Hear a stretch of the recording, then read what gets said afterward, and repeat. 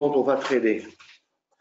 Et c'est reconnaître les tendances et surtout reconnaître les phases où le marché, on dit sideways, ou est dans un range. Maintenant, je vous dis que 65% du temps, les conditions de marché ne sont pas favorables. Pas favorables. Ça veut dire qu'on peut appliquer n'importe quelle stratégie à ces moments-là avec un taux de réussite probablement faible. D'accord?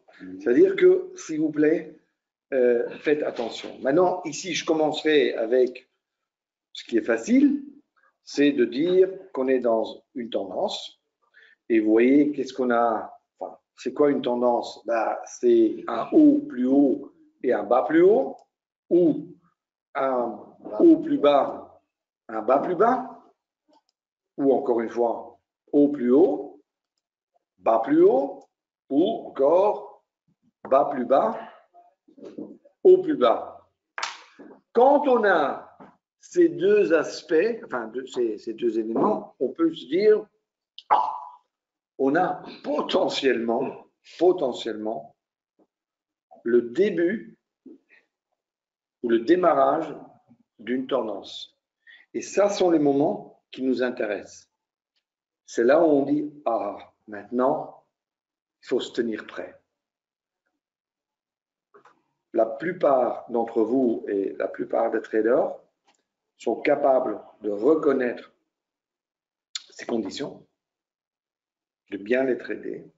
Le problème, c'est que si le marché serait toujours comme ça, tout le monde gagnerait. Tout le monde gagnerait avec cette stratégie. Tout le monde gagnerait. Mais hélas, le marché, souvent, n'est pas comme ça.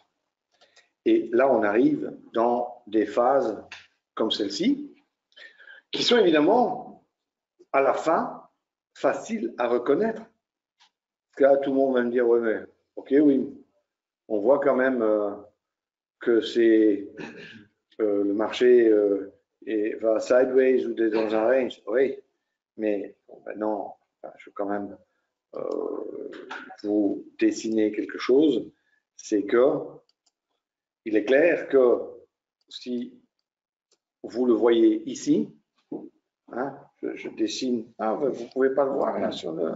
Non, c'est dommage. Vous ne voyez pas mon curseur sur le... Bon, alors je vais le faire avec la... Si je vois là que le marché est dans un range, à ce moment c'est un peu tard, j'aurais déjà perdu 6 fois. Ah oui, parce que j'ai acheté là, j'ai vendu là, j'ai acheté là, allez, enfin, j'ai chaque fois acheté, vendu, et ben, j'ai perdu 6 fois.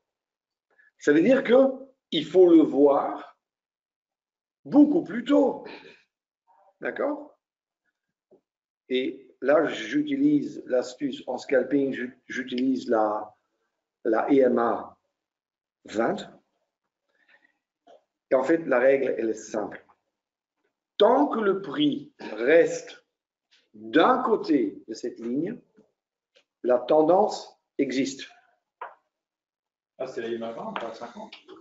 50 si on trade sur des mouvements plus longs, et EMA 20 si c'est pour du scalping. C'est la bande divideuse. Ouais. Je reviendrai là-dessus parce que ça fait avec la phase primaire et secondaire dans le marché, c'est un autre débat, mais je veux juste vous donner cette astuce.